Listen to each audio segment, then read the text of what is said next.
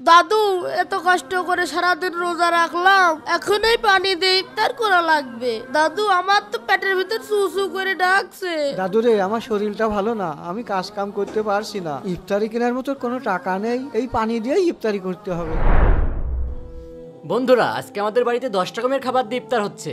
দাদু, তুমি ইফতারির সময় মোবাইলে কি দেখছো? দাদু, আমাদের প্রতিবেশী রবুল ভাই 10 রকমের খাবার দিয়ে ইফতারি করছে, ওটাই ফেসবুকে দেখছি। হাই রে আফসোস। আজকে কাজ করে আমার দাদুর জন্য আর ভাইয়ের জন্য কষ্ট করে হলেও ইফতারি কিনে নিয়ে যাব। দাদু হুজুর, তোমার নাতি মাথা ঘুরে পড়ে গেছে। ভাই, তোমার কি হলো দাদু ভাই? দাদু ভাই ওঠো। দাদু, তোমার জন্য আমি ইফতারি কিনতে পারলাম না।